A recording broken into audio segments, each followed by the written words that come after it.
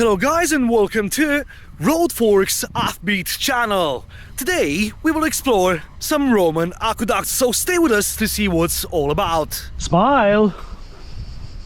I'm now in Rome, Italy, more exactly in Torre Fiscale Park. What I'm filming now is called Felice Aqueduct. This is one of the 11 ancient aqueducts that supplied water to the city of Rome, and it holds special significance as the first aqueduct built in the modern era after the fall of the Roman Empire. Here we have a map of this park, and what we are filming now is here.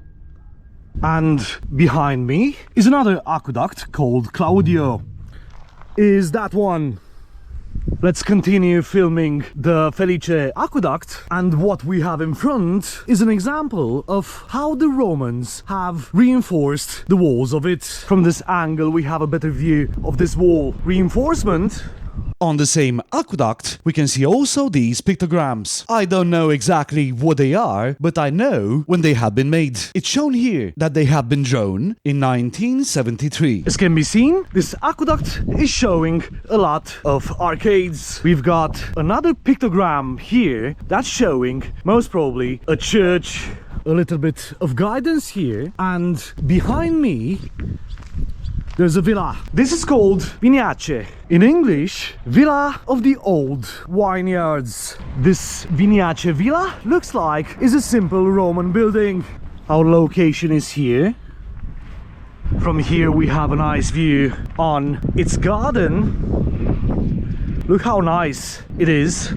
Now let's head back exploring the aqueducts.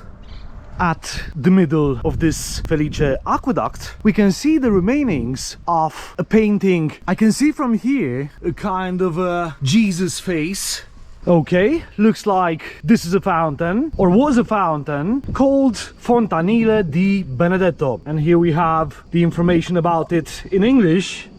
From here, we can see that this aqueduct has been built using volcanic tuff. This is having a very different texture compared with the sandstone bricks seen in the UK. Now the things are getting more interesting. Looks like there's a lot of houses that have been built right next to this aqueduct. How's this trip so far, guys? Drop a comment as we would like to know. We can also see some writings here. A little bit of littering, of course.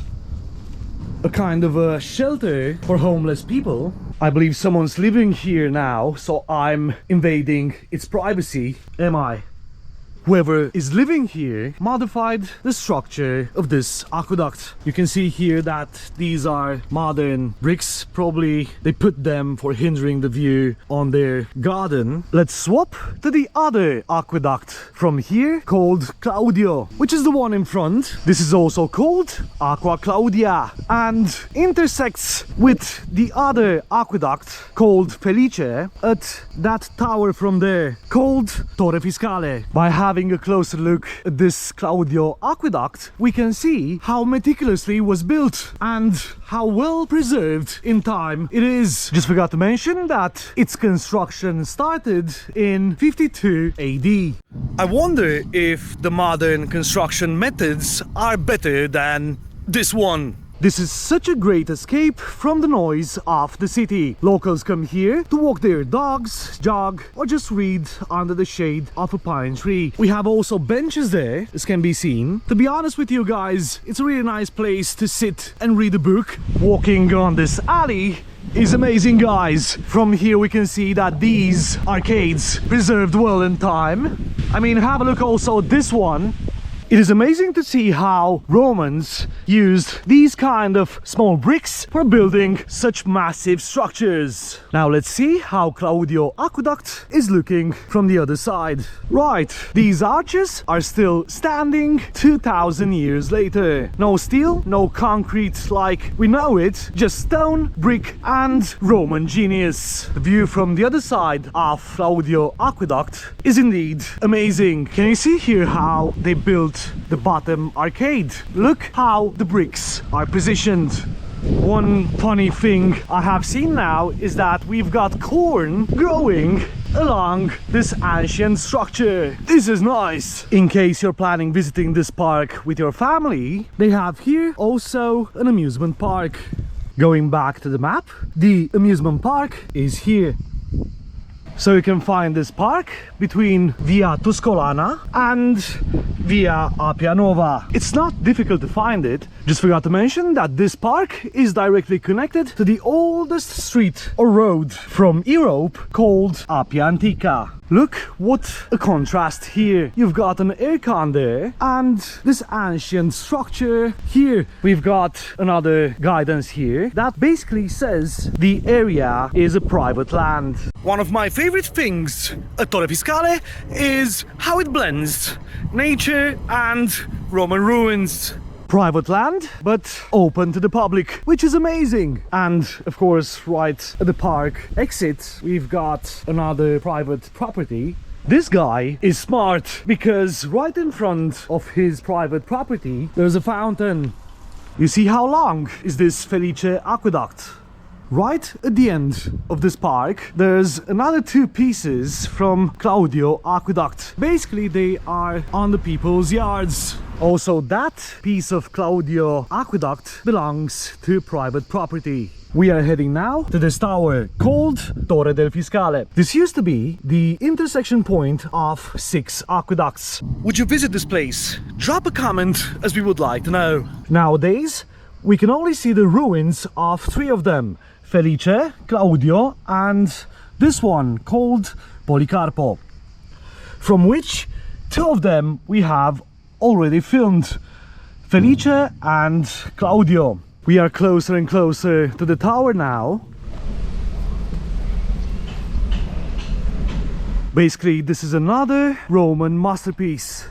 Let's head now to the regional park of aqueducts. This park, it's only 25 minutes away from the previous park we have filmed called Torre Fiscale Park. So basically, this will be an extension of the aqueducts we have seen. Here we can see another part of Felice Aqueduct. This is the view from the other side of it, and right next to it, of course, is the Claudio Aqueduct. The view from here is amazing. I do like walking in this park. Now let's see if we can have a closer look on this Claudio Aqueduct. The things are getting more interesting now. Looks like here we've got a tomb right next to this part of the aqueduct. Amazing view we have from here. This part of Claudio Aqueduct looks a little bit different compared to the other parts we have filmed. This looks like has been built with another type of volcanic rock. By having a closer look, we can see its texture. Here looks like a stream is passing through the arch. Let's see how's the view from down there.